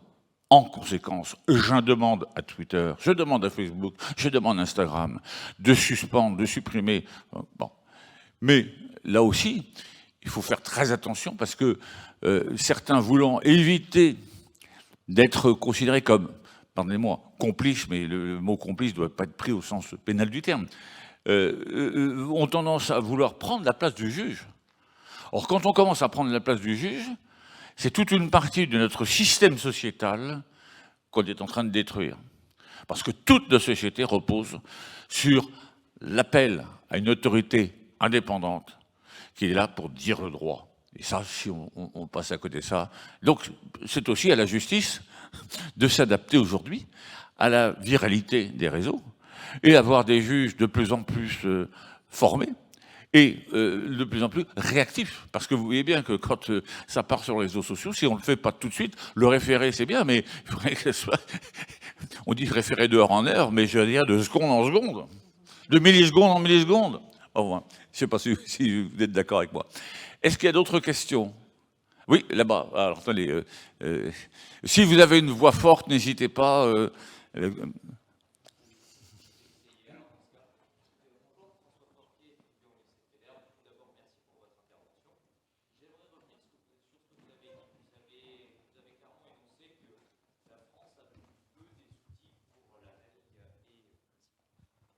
pour la veille et reconnaître les menaces cyber qui peuvent venir de l'étranger. Mais le fait est que pour le moment, on a une posture qui n'est que défensive. Est-ce que moralement, pour une démocratie libérale, on commence à s'autoriser la réflexion sur est-ce que nous aussi, nous pouvons massifier et industrialiser la propagation d'informations que nous diffusons dans le but d'affaiblir nos adversaires sur le terrain international, ou alors est-ce que nous ne voulons pas du tout adopter cette posture qui soit offensive? Je pense que c'est pour moi, oui. Olivier, juste avant que vous répondiez, si quelqu'un veut prendre la parole, n'hésitez pas à lever la main de telle sorte qu'on puisse avoir une anticipation et que vous ayez tout de suite le micro. Voilà, donc merci Olivier, la question est ici. Quand on a relancé le FIC en 2012, il y avait les grands débats sur une loi de programmation à l'époque et sur un livre blanc. Et je me souviens, le livre blanc de 2013, grand débat à l'époque, vous ne faites pas de LIO, et quand le livre blanc était paru, celui de 2013, ça y est, il parle de LIO, lutte informatique offensive. Le seul problème, c'est que quand vous regardez le livre blanc d'avant, celui de 2008, la LIO était déjà mentionnée. Marc a rappelé la doctrine publique de lutte informatique d'influence dans la doctrine des armées françaises. Alors, je parle des armées françaises. Il faut faire un peu attention aussi qui fait quoi dans l'État, et on revient sur les différents acteurs. Donc, les armées françaises, dans leurs opérations et face aux adversaires qui lui sont désignés, ont depuis finalement pas mal d'années des outils, je pense au centre interarmé, le CIAE, des actions sur l'environnement, merci, il manquait qui est quelque chose qui existe maintenant depuis quelques années, qui au début avait surtout un caractère d'observation dans les années 2015, je me souviens, et puis qui a augmenté sa surface et qui fait des choses plus actives. Donc, pour répondre à votre question, ça ne se sait pas, mais ça se fait. Après, vous avez d'autres services de l'État qui travaillent là aussi, hors opération militaire, vis-à-vis d'actions d'influence. Et pour dire les choses simplement, la prise de conscience de ce qui s'est passé dans le Sahel, notamment avec ce que l'on a vu au Mali, ce qu'on voit au Burkina, ce qu'on a vu en RDC, fait qu'il y a une prise de conscience actuelle de l'ensemble des services de l'État, la galaxie large qui s'occupe des questions de sécurité et de défense, et que discrètement, parce qu'il faut que ça soit discret, les choses se mettent en place. Enfin, je parle sous votre contrôle, Monsieur Briand, mais Alors, moi, Voilà, on n'en parle pas trop, mais ça se met en place. Alors, juste rajouter une chose, on ne lutte pas contre la manipulation de l'information en manipulant l'information. Vous voyez, parce que ça, c'est le genre de choses qui vous retombe dessus et qui vous fait perdre toute crédibilité. Si vous voulez lutter contre la manipulation de l'information, il faut montrer que vous êtes quelqu'un qui est supérieur, qui est meilleur, qui est plus dans le vrai, qui parle vrai. Si vous êtes pris la main dans le pot de confiture, plus jamais on vous croira. Donc vous voyez que la lutte contre la manipulation de l'information, ça ne veut pas dire de la naïveté, ça veut dire des actions, mais pas des actions identiques à celles de l'adversaire. Vous voyez? Bon. Monsieur, une question, oui. Merci, monsieur. Est-ce que c'est possible, si le deepfake est en fait bienvenu, car c'est la fin de surveillance de masse, c'est la fin de CCTV, la fin de vidéosurveillance. On est plus libre grâce à deepfake, peut-être. Tu veux répondre? Alors, oui, moi je suis très téméraire. Alors, est-ce que nous serions plus libres grâce au deepfake? C'est-à-dire, est-ce que finalement de manipuler le visage d'une personne nous rendrait plus libres? C'est ça, oui, la question. Possible, oui. Alors en fait, pourquoi prendre la forme de quelqu'un d'autre pour exprimer ses opinions finalement? Alors c'est vrai qu'il y a déjà la possibilité sur Internet, même s'il n'y a jamais d'anonymat sur Internet, puisque vous pouvez être identifié par votre adresse IP, etc. Mais il y a déjà des personnes qui utilisent des pseudonymes, qui utilisent... Pourquoi aller jusqu'à prendre... Là, par contre, le problème des deepfakes, vous prenez l'identité de quelqu'un, vous modifiez en fait une image, une vidéo, pour faire tenir à une autre personne qui n'est pas vous des propos qu'elle n'a pas tenus. Donc j'avoue ne pas comprendre où ça nous rendrait plus libres et où on serait dans la vérité. C'est car c'est plus évidence. C'est plus évident, c'est plus oui. Ça pour vous? Bah, c'est un point de vue, pourquoi pas. Mais du point de vue légal, faites attention, vous êtes dans l'illégalité. Je vois la main qui se lève. Oui, attends, le micro. Je peux parler comme ça. Commencez. Allez-y. Le micro arrive et commencez. Et une autre main se lève, s'il vous plaît. J'avais plus une question, donc sur le nom, Viginum. On voit qu'en fait c'est très réduit, le périmètre, c'est vraiment de la défense nationale contre l'étranger. Et deux, alors qui nous protège vraiment au niveau global et des manipulations à tous les niveaux, en fait, et des fausses informations, et qui serait garant, du coup, que le discours public est sain et n'est pas biaisé par les entités à différents niveaux. Comme la justice est indépendante, est-ce qu'il n'y aurait pas un organisme qui pourrait être indépendant là-dessus? Alors, Viginum est une partie d'un dispositif national de lutte contre les manipulations de l'information. Et la coordination, l'animation de ce dispositif, il est au niveau du SGDSN. Dans ce dispositif, vous avez une structure comme Viginum, vous avez des ministères régaliens, l'Intérieur, les Affaires étrangères, les armées, la justice aussi. Vous avez l'ARCOM qui peut contribuer, chacun dans son champ. Et donc, au travers de cette animation-là, de cette coordination-là, on arrive à traiter l'ensemble du spectre des manifestations de la menace informationnelle.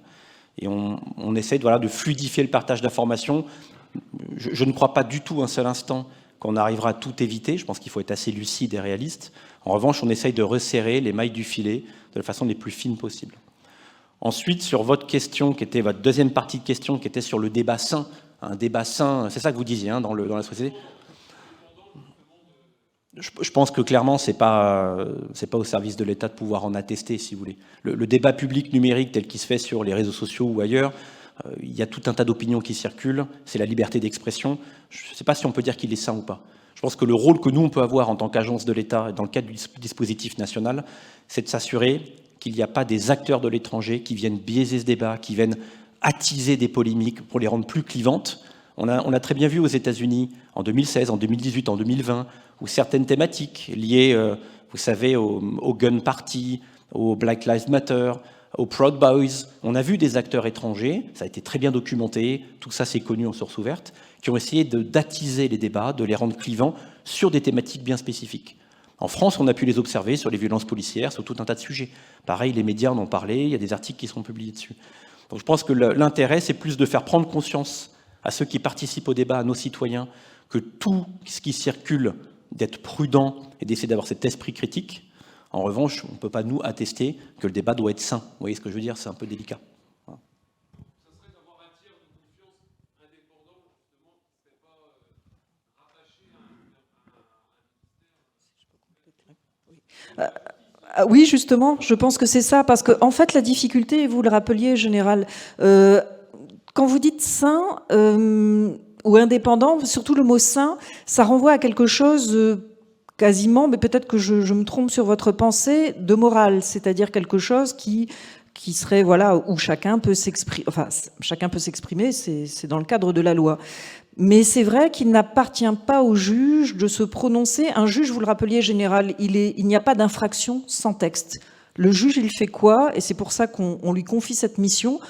C'est pas qu'il sait mieux que les autres, c'est-à-dire que vous, en tant que citoyen, vous élisez des représentants de la nation, des députés, des sénateurs, qui en fait vont être votre voix devant des assemblées pour procéder à l'élaboration des lois. Donc ces lois vont être respectées par le juge, il va regarder simplement si les conditions du texte, et justement dans les fausses nouvelles, il faut qu'il y ait une volonté manifeste de tromperie, et c'est sur ça qu'on va se prononcer, sur effectivement des moyens techniques finalement. Mais c'est vrai que d'un point de vue moral, d'assurer si une information est saine ou pas saine, si le débat est sain ou pas sain, ça ne relève pas de l'office du juge. Il va vraiment appliquer un texte de loi. Et ce qui est une garantie aussi de démocratie, c'est-à-dire qu'il ne va pas effectuer un jugement moral sur ce que peut dire les uns et les autres, pas du tout. Donc il est indépendant, effectivement, il va vérifier si les conditions du texte sont remplies ou pas, mais il n'a pas un rôle moral, il ne va pas sanctionner à titre moral les propos de quelqu'un. C'est pas son rôle. Olivier, et après une question. Oui, j'ajouterais que finalement, dans une société démocratique, il n'y a pas de ministère de la vérité. Et je ne suis même pas sûr que le débat démocratique doit élaborer une vérité. Le débat démocratique, il doit parvenir à des décisions communes et partagées. Ce débat, il laisse place à toutes les opinions, les vôtres, et puis celles que vous ne partagez pas, celles des autres.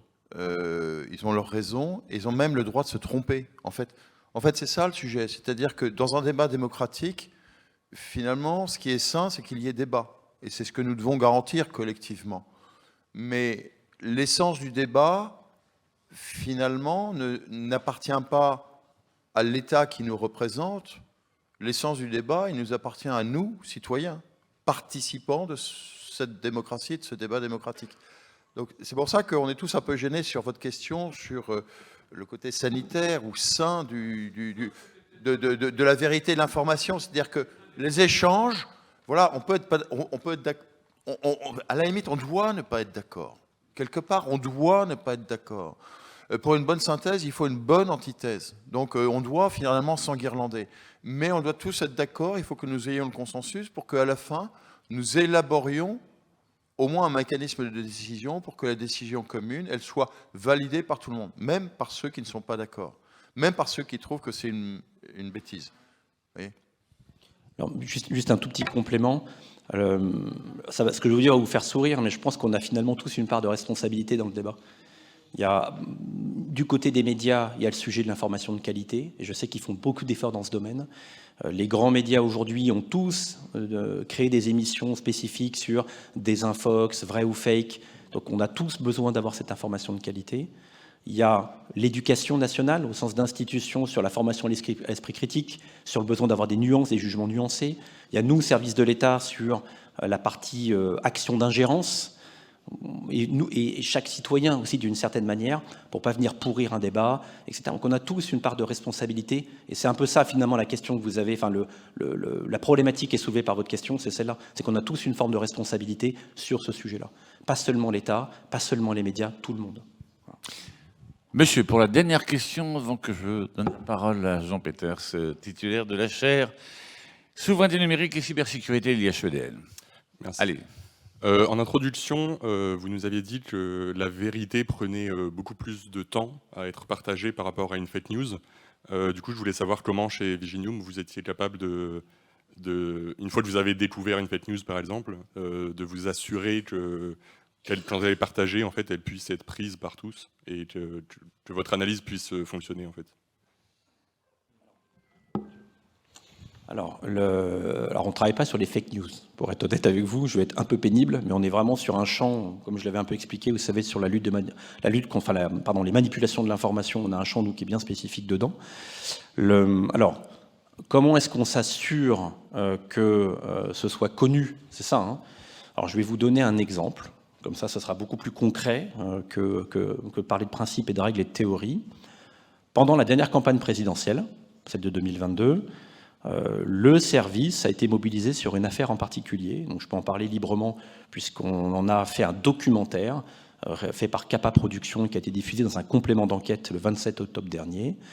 Et au cours de notre campagne électorale, il y a un acteur étranger qui a cherché à s'immiscer dans le débat de la campagne électorale et notamment d'essayer de s'ingérer dans notre processus démocratique. Donc comment il a fait? Il a simplement créé des groupes de faux comptes sur différents réseaux sociaux et il a essayé de surpromouvoir un candidat en particulier au détriment des autres pour ensuite mieux le dénigrer une fois le second tour passé.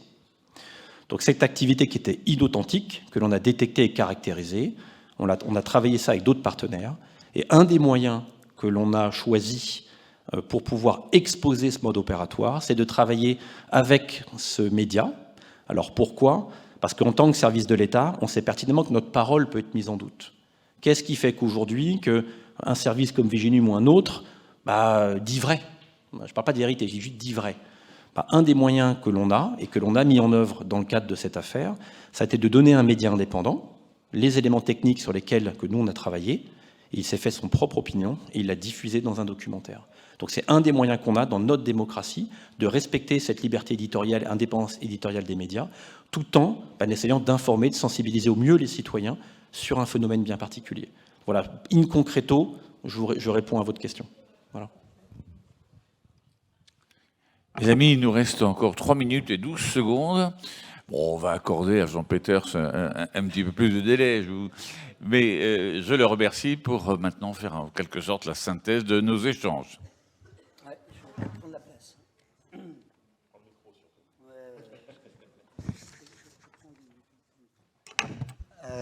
Merci mon général, excusez-moi, j'ai un petit problème de voix ces temps-ci. Voilà. Alors je vais aller faire je ne sais pas si c'est une synthèse, mais peut-être un nouvel éclairage, et puis mettre une touche personnelle, évidemment, dans ce que vous avez dit, dans des exercices un peu particuliers, avec des points de vue vraiment intéressants, des points de vue différents. Viginium, les gens étaient très intéressés, en effet, par ce que vous disiez sur Viginium, qui est une nouvelle agence, voilà. À quoi ça sert, quelles sont les limites, à qui on travaille, etc. Et voilà. Madame Neutrieux, évidemment, sur le droit, et Olivier sur des questions, évidemment aussi un militaire, toujours d'une certaine façon, sur ce que c'est qu'en effet la manipulation. Mais le sujet que vous proposiez, mon général, en fait, il a d'intérêt que dans une société démocratique, d'une certaine façon, vous l'avez évoqué, et le droit, finalement, fonde notre démocratie. La question est peut-être un peu moins prégnante dans des pays qui ne sont pas vraiment des démocraties, où on va utiliser l'information, en effet, plutôt pour imposer un mode de fonctionnement à son opinion publique.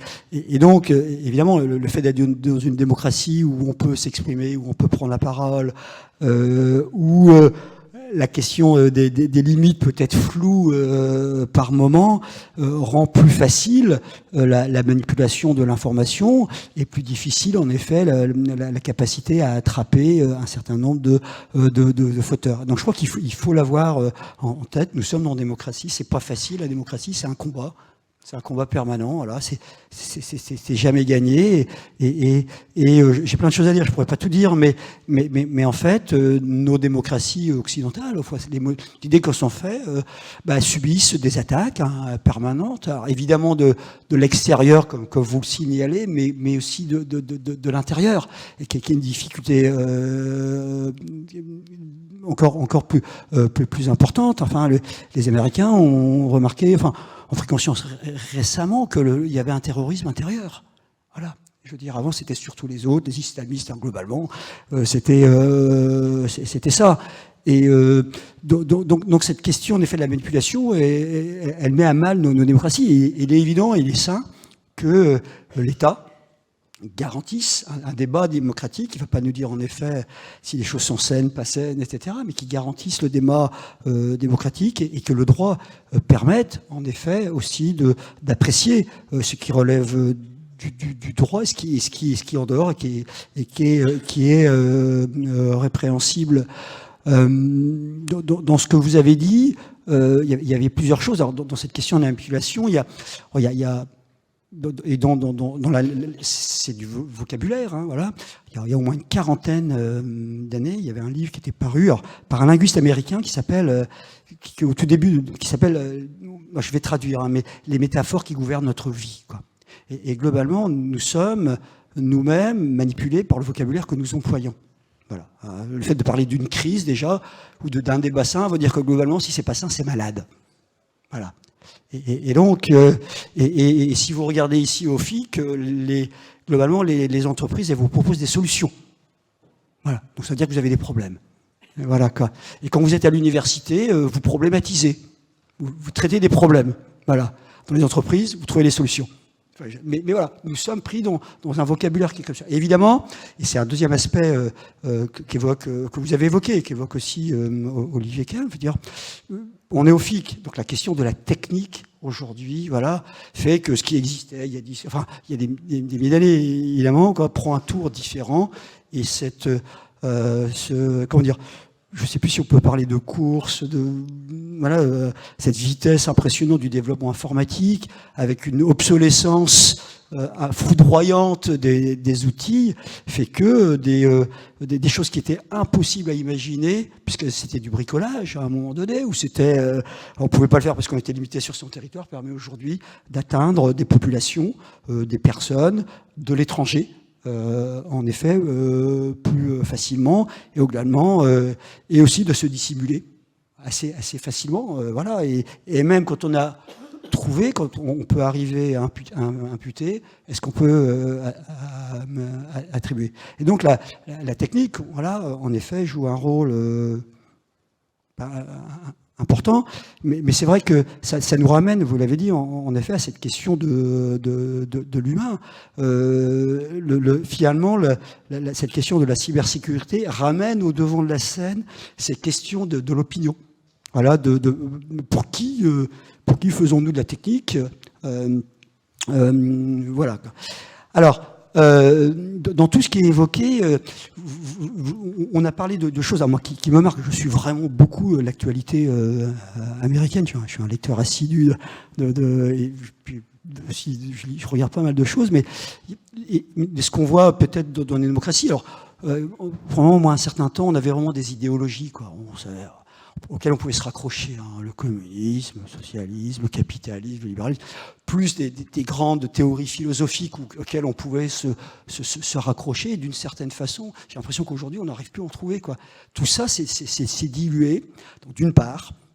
Et la deuxième chose qui est vraiment technique, c'est que cette mondialisation de l'information grâce à Internet, où on a pu croire à un moment donné qu'on allait avoir un espace de libre-échange d'informations, conduit à des communautarismes d'opinion, de pensée, et aussi une facilité d'imposer ce point de vue. Et d'une certaine façon, on passe d'idéologie à des croyances aujourd'hui. Voilà. On est dans le mode de la croyance, elle disparaît d'une certaine de ces idéologies, mais on est dans le mode de la croyance. Et pour reprendre des termes philosophiques, quoi, le relativisme dont on parle, qui a toujours existé, hein, conduit aujourd'hui à un positivisme. Voilà. Les gens savent. Les gens savent, ils croient.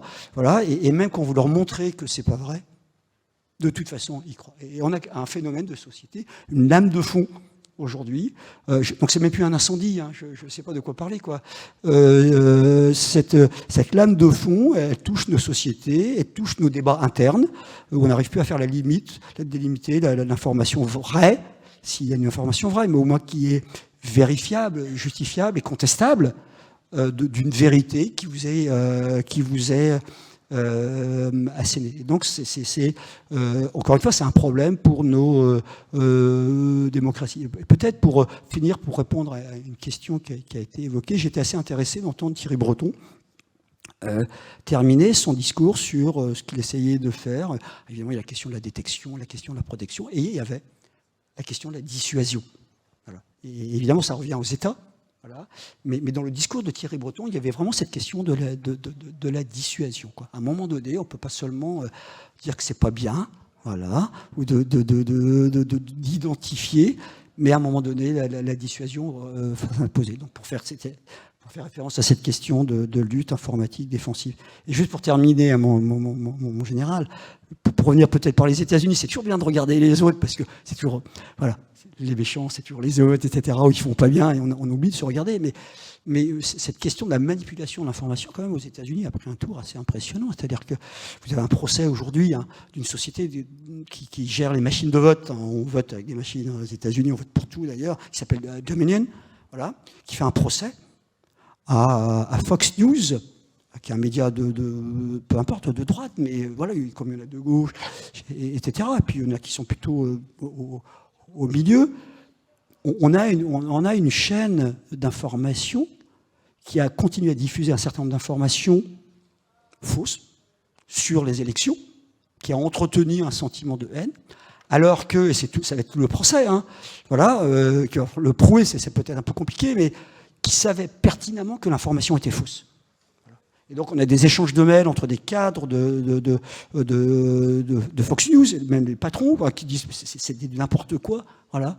Mais à l'antenne, on continue, et donc de façon massive, de façon concertée, de façon récurrente, à propager une information dont on sait qu'elle est fausse, tout simplement pour servir des intérêts particuliers. Et quand ça atteint un État en lui-même, ça devient très très bien. Évidemment, l'ingérence étrangère, mais voilà, pour faire le parallèle avec les États-Unis. Donc voilà, c'était à la fois une synthèse, mon général, et puis nos orateurs, c'était aussi une peut-être touche personnelle par rapport à ce que je perçois en tant que citoyen. Voilà. Ben merci, cher Jean, vous avez été fidèle à l'information qui a été diffusée avec les... Et vous n'avez pas fait de manipulation de l'information. Voilà, mes chers amis, ainsi s'achève Philosophique 2023. Moi, je vous donne rendez-vous au Philosophique 2024. Alors, de quoi parlera-t-on? Ben, on verra d'ici là, parce que l'actualité sera, comment dirais-je, toujours très riche. Moi, j'ai comme une idée, est-ce que notre autodétermination est remise en cause par l'intelligence artificielle, ChatGPT-4, GPT-4 et autres? C'est peut-être un thème qu'on pourra aborder ensemble, parce que ce qui est important pour nous, c'est que, effectivement, on ne rentre pas dans la technique pour la technique, on ne néglige pas la technique, mais on est là un petit peu pour échanger ensemble et pour sortir de là en disant « Bon, je vois les choses un peu différemment ». Pour tous les jeunes, je leur dis surtout, quand vous regardez une information, posez-vous une seule question, est-ce qu'on se moque de moi? Voilà. Et à partir du moment où j'ai commencé à me poser cette question, j'ai fait un grand bond en avant. Parce que comme on n'a pas du tout envie d'être le sujet de moquerie, eh bien on commence à se dire, bon, attention, je vais vérifier qu'on ne se moque pas de moi, qu'on ne me prend pas pour n'importe qui. Et croyez-moi, ça avance bien les choses. Merci à vous toutes et à vous tous. Merci à nos jeunes qui sont là, et je les salue. Le lycée Fédère, toujours fidèle avec Madame de Gans et bien d'autres écoles ici présentes sans doute de Lille. En tout cas, c'est toujours un plaisir de vous accueillir, d'échanger. Et donc, merci à notre sénatrice du Nord présente qui, je crois... Bien entendu, tout cela, dans les débats parlementaires, c'est important d'avoir la philosophique, voilà. Et donc, philosophique, vous allez voir, bientôt sera cité au Parlement, au Sénat, comme étant la référence essentielle, n'est-ce pas? Bon, voilà. Merci à tous et au revoir.